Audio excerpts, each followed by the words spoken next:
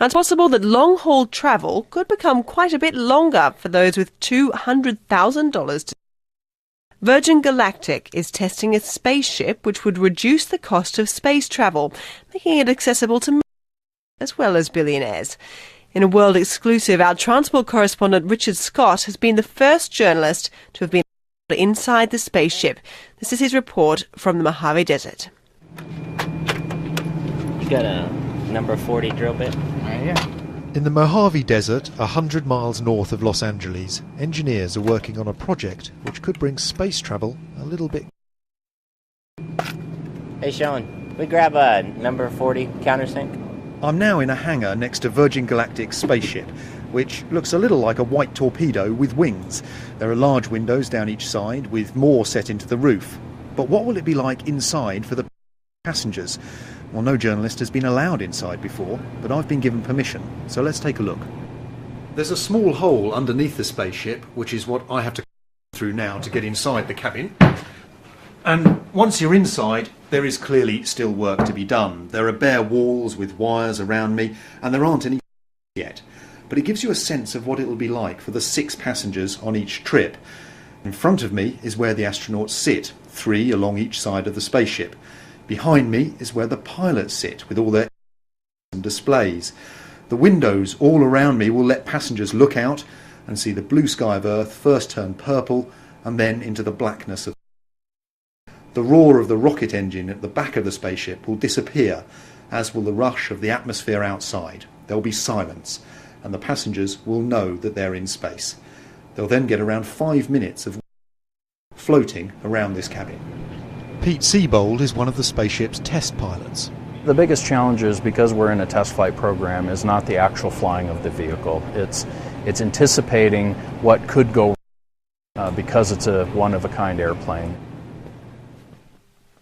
The journey for the astronauts will start on this site in New Mexico. I'm walking now along the 10,000-foot runway at Spaceport America, the world's first purpose-built commercial spaceport. It's a 5,000 square mile site, and looking around, virtually all I can see is desert with a few scattered in the distance. But off to my left, emerging organically from the desert, is the terminal building. It's a Norman Foster design which looks rather like a stingray, with flowing curves on its roof, and at the front, huge glass panels housing the spaceship. The location of the complex is key, as Dave Wilson from Spaceport America explains. The site is important because of its remote location. We're about a mile above sea level. We've got restricted airspace above us that is being shared with White Sands Missile Test Facility. And this beautiful, stable weather that we have above us, this blue sky, it's like this 340 days out of the year. So it's a very conducive place to conduct a commercial space operation like this. The spaceship, though, can't get into space on its own, so a specially made plane, a wide and spindly vehicle which looks like 2 planes together, will carry it up to 50,000 feet, higher than a normal plane would fly.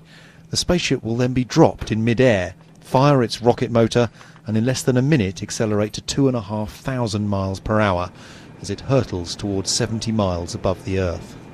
Virgin claims the trips into space will have lower emissions per passenger than a flight across the Atlantic, but it's still a lot of energy to use on a very short trip.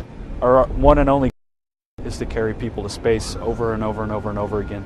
Matt Steinmetz is from Scale Composites, which is building the vehicles.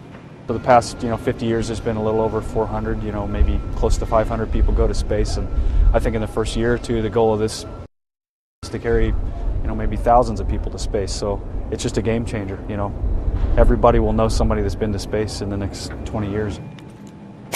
Of course, tickets aren't cheap. A seat will cost you $200,000, but more than 400 people have already, and the work going on in this desert is likely to lead to rival ventures and the price of heading into space coming down.